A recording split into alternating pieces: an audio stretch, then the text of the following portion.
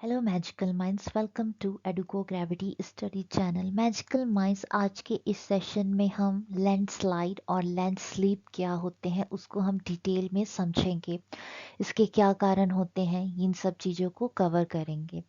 तो चलिए आज का स्टडी सेशन स्टार्ट करते हैं। तो सबसे पहले हम देखेंगे लैंडस्लाइड और लैंडस्लिप को हम हिंदी में भूस्खलन भी कहते हैं। ओके, इसका हिंदी नेम हो, इसको हिंदी में क्या कहते हैं? भूस्खलन कहते हैं।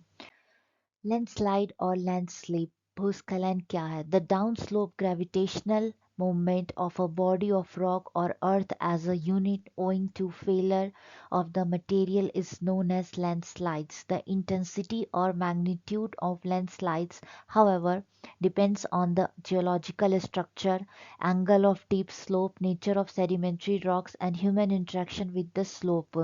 देखिए, जब लैंडस्लाइड होता है तो ये जो हिस्सा है इसे हम लैंडस्लाइड कहते हैं। ठीक, फोटो मैंने लगाया है आपकी समझ के लिए, फोटो से ज़्यादा इजी होता है समझना। अब इसका हिंदी में बात कहूँ तो जो भूस्खलन है, लैंडस्लाइड है, एक तो ये जियोलॉजिकल फेनोमिनन है। हाँ ठीक, जियोलॉजिकल फेनोमिनन है जिसे हम हिंदी में भूवैज्ञानिक घटना भी कहते हैं। जो हमारा नीचे है, हमारे पृथ्वी तल, जो हम कहते हैं हमारा जो सरफेस के नीचे का एरिया है, उसमें अगर बात करें तो धरातली हलचलों, जैसे पत्थर का खिसकना या गिरना, आपके चट्टान का टूटकर गिरना, ये सारी चीज़ों को जब ऊपरी हिस्से से नीचे की ओर गिरता है तो इसे हम लैंडस्लाइड कहते हैं। ओके, एक ढलान की प्राकृतिक स्थिरता में गड़बड़ी के कारण होता है ये सारी चीज़ें। इसके कुछ ऐसे रीजन, अब डिपेंड करता है कि जियोलॉजिकल वहाँ का स्ट्रक्चर कैसा है, ये सरफेस एरिया कैसा है, क्या वो प्लेन है, क्या वो माउंटेनियस एरिया है, क्या वो प्लेटू है, ये सब जियोलॉजिकल स्ट्रक्चर में आता है। मैग्नीट्यूड, इंटेंसिटी क्या होती है उसकी, एंगल क्या है, किस एंगल पर है, सेडिमेंट्री रॉक्स का क्या नेचर है, और ह्यूमन का कितना वहाँ की जो लैंड है उससे कितना यूज इंट्रैक्शन है। जैसे माउंटेनियस एरिया की बात करें तो माउंटेनस एरियाज में वैसे भी लोगों को कम जाना चाहिए, क्योंकि हर चीज़ का एक अपना लिमिट होता है। अगर हम लिमिट से ज़्यादा उस पर प्रेशर करें तो वो ऑटोमेटिकली ही टूट के गिर जाएगा। तो माउंटेनियस एरियाज में आपने देखा होगा लैंडस्लाइड्स की जो घटना है वो ज़्यादा होती है। अब आपको इस फोटो से आप पता लगा सकते हैं कि ये देखिए, ये लैंडस्लाइड हो रहा है। ये क्यों हो रहा है? क्योंकि इसके कैपेसिटी से ज़्यादा इस पर लोड दिया गया है, जिसकी वजह से लैंडस्लाइड हो रहा है। तो ये रहा आपका लैंडस्लाइड का एक जियोग्राफिकल टर्म में डेफिनेशन, और इसका हिंदी मैंने मतलब आपको समझा दिया है। अब देखिए, अब हम बात करेंगे लैंडस्लाइड। ये देखिए, लैंडस्लाइड के टाइप्स किस किस तरह के होता है। एक डायरेक्ट फॉल होता है, ये डायरेक्ट गिर जाना। टॉपल में कट कट के गिरना। स्प्रेड में ऐसे फैलता है, एक जगह से कटा फिर दूसरे जगह से कटा, फिर धीरे धीरे ये अपने ही एरियाज में फैलेगा। ट्रांसलेशनल स्लाइड, इसमें इसमें क्या होता है, इस स्लाइड में ये ऐसे बारीकी तौर पे ऐसे ऐसे जैसे हम गार्डन में फिसल पट्टी होती है, सबसे ऊपर जाते हैं फिर नीचे की ओर, ये उस तरह से होता है। फिर रोटेशनल में रोटेशन वाइज होता है। ये देखिए, फ्लो में सडनली यहाँ पे एक डेब्री का गिर जाएगा, इसी को डेब्री फ्लो कहा जाता है। तो ये आपकी समझ के लिए है। टोटल 6 तरीके से लैंडस्लाइड होता है। चलिए नेक्स्ट, मेजर कॉज, क्या क्या कारण है। चलिए, इसके कौन कौन से कारण हैं। देखिए, सबसे बड़ा तो कारण है आपका अर्थक्वेक का आना, मतलब भूकंप का आना। फिर उसके बाद अगर बहुत सेंसिटिव एरिया जैसे माउंटेनियस एरिया, उत्तराखंड का आप चमोली डिस्ट्रिक्ट चले जाइए, वहाँ के जो माउंटेनियस एरिया में है, अगर वहाँ पे रेनफॉल कंटिन्यूसली हो गया, जिसे हम क्लाउड बर्स्ट भी कहते हैं, तो वहाँ पे लैंडस्लाइड की घटनाएं होते रहती हैं। और फिर कंटिन्यूसली स्नोफॉल हो गया तो वहाँ भी लैंडस्लाइड होता है।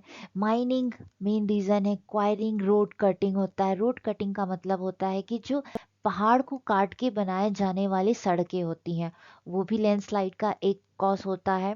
फिर loading by construction of house, एक पर्टिकुलर माउंटेनियस एरिया में उसके कैपेसिटी से ज़्यादा घरों को बनाना, जैसे कि आप माउंटेन एरिया में देख लीजिए, होटल्स बनाए जाते हैं, तो फिर वहाँ पे लोग लोकल पीपल भी रहते हैं, तो ये जब उनके रहने के लिए घर चाहिए तो ये बहुत अधिक मात्रा में बनेगा, तो ये आपके माउंटेनियस जो जगह है वहाँ पे प्रेशर बनेगा और ये जो एरिया है वो प्रेशर को झेल नहीं पाएगा, जिसकी वजह से लैंडस्लाइड होगा ही होगा।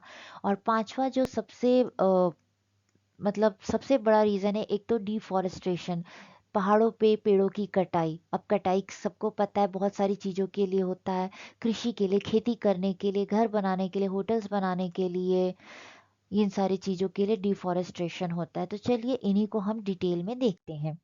Earthquake, earthquake are the most important cause of landslides in the folded mountains area, for example Himalaya में।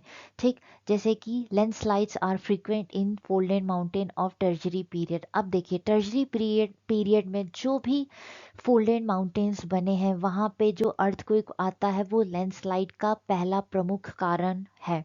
folded mountain कैसे होते हैं? ये folded ऐसे चैन बना होता है, इन्हीं को हम folded mountains कहते हैं। ओके, देख लीजिए अब यहाँ पे लैंडस्लाइड, जैसे कि सडनली इसका कोई एक हिस्सा कट के गिर जाना, तो ये अर्थक्वेक के कारण होता है। अर्थक्वेक आया, कोई हिस्सा कट के गिर गया, ये इसका मेन रीजन हो गया लैंडस्लाइड का। तो देखिए earthquakes are most important cause of landslide in the folded mountain areas, especially कहाँ पे होता है? हिमालय में। ओके, जैसे कि एग्जाम्पल 2015 में जो हिमालय नेपाल में अर्थक्वेक आया था, वो बहुत बड़ा रीज़न है, वहाँ भी बहुत लैंडस्लाइड हुए थे माउंटेनियस एरियाज में। फिर आपका आता है रेनफॉल एंड स्नोफॉल। बहुत दिनों से हैवी रेनफॉल हो रहा है, तो ऐसे भी स्टीप स्लोप्स एरियाज में लैंडस्लाइड का होना हो जाता है। Occurrence of heavy rainfall may lead to the heavy landslides in the areas of steep slopes, जो चौड़ा नहीं है, बहुत पतला नैरो एरिया है, और वहाँ पे अगर नेशनल हाईवेज बन गए हैं, फॉर एग्जांपल आप हिमाचल प्रदेश की ओर जाएंगे तो वहाँ पे आपको रेनिंग सीजन में ये घटनाएं देखने को मिलती हैं। तो रेनफॉल और स्नोफॉल भी इसका एक प्रमुख कारण है। अब एग्जांपल देख लीजिए, नाशरी एरिया जो है वो बतौते, रामबान, रामसू एंड बनिहाल जो जम्मू कश्मीर का एरिया है, वहाँ पे ये आपको लैंडस्लाइड जो है वो रेनिंग सीजन में फ्रिक्वेंट देखने को मिल जाएगा। तो एक दूसरा रीजन ये हो गया लैंडस्लाइड का, रेनफॉल और स्नोफॉल भी। एवलांच भी इसी में आता है, लैंडस्लाइड का ही एक हिस्सा है वो भी। कंटिन्यूसली अगर आपको स्नोफॉल दिखा। फिर आता है माइनिंग और enquiring and road cutting. Mining और क्वायरिंग क्या होता है? माइनिंग एंड क्वायरिंग,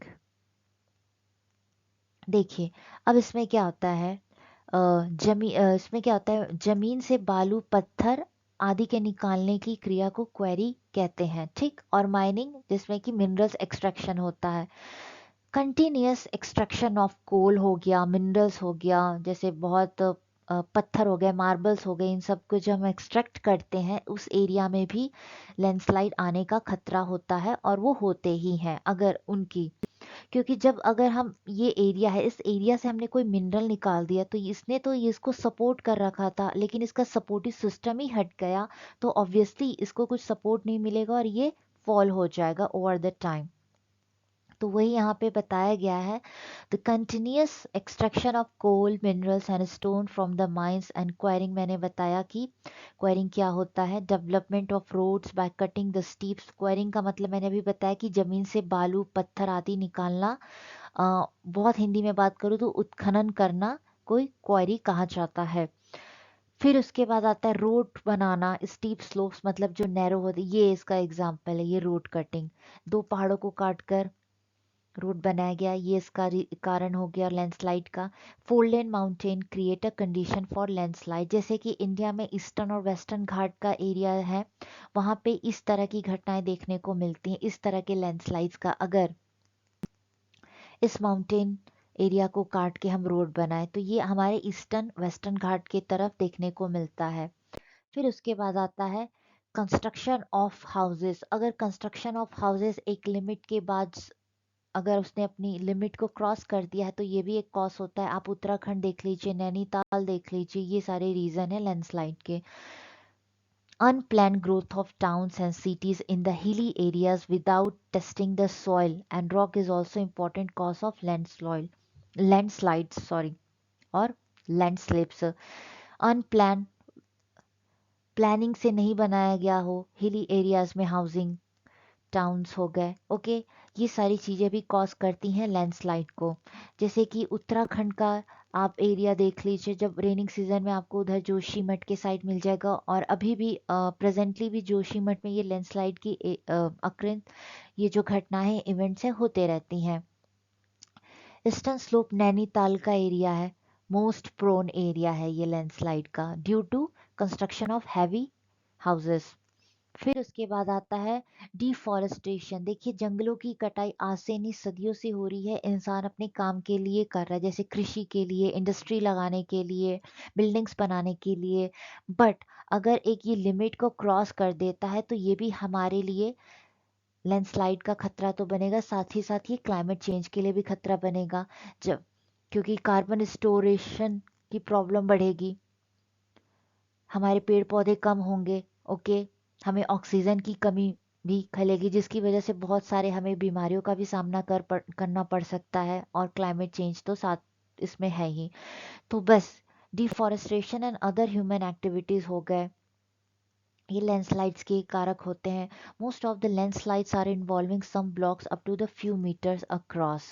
जैसे कि ये देखिए यहाँ पे एग्जांपल, यहाँ पे कितने सारे पेड़ को कट कर दिया गया है, ये भी एक लैंडस्लाइड का क्या होता है। पेड़ पौधे जो होते हैं वो मिट्टी को अपने जड़ से बांध कर रखते हैं, तो अगर ये मिट्टी पेड़ ही कट जाएंगे तो इनका ये जो फ्लो है वो स्टार्ट हो जाएगा गिरना, फिर ओवर द टाइम ये थोड़े थोड़े साथ बहुत सारे एक जगह से दूसरे जगह पे फॉल होंगे। तो यही कारण बनता है लैंडस्लाइड का, जिसकी वजह से इंसान को बहुत नुकसान भी होता है।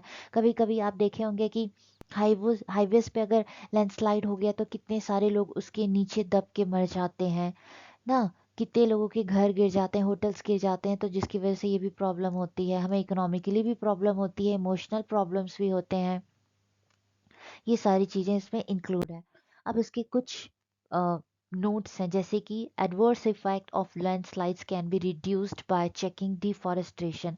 अगर लैंडस्लाइड को रोकना है तो सबसे ज़्यादा हमें डिफॉरेस्टेशन को चेक करना होगा, उसकी जगह पे हमें बहुत सारे पेड़ पौधे लगाने होंगे माउंटेनस स्लोप्स पे, अपने आसपास के खाली एरियाज हो गए जहाँ पे ये लगता है कि लैंडस्लाइड प्रोन एरिया है।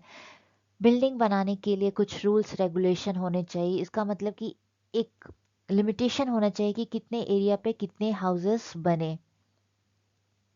फिर avoid construction of building on steep slopes. अब ये है, इसी को स्टीप स्लोप्स कहा जाता है। अब यहाँ पे अवॉइड करना चाहिए माउंट घर बनाने को, ठीक। और हमें ज़्यादा से ज़्यादा प्लांट लगाना चाहिए, क्योंकि यही सारी चीज़ें देखिए लैंडस्लाइड को भी रोकेंगी, आपके लिए रेनफॉल भी अच्छा करेंगी, क्लाइमेट चेंज को भी कम करेंगी, हमें शुद्ध हवा पानी देंगी, जिससे हमें कई सारी बीमारियों को भी रोका जा सकता है। तो ये तो रहा लैंडस्लाइड्स और उसके रीज़न, किस रीज़न से होता है, क्या कारक है, और उसको कंट्रोल करने के लिए कुछ पॉइंट्स यहाँ पे मैंने आपको समझाया है। होप आपको समझ में आया होगा ये सेशन। मिलते हैं नेक्स्ट सेशन में, तब तक के लिए जय हिंद, थैंक यू।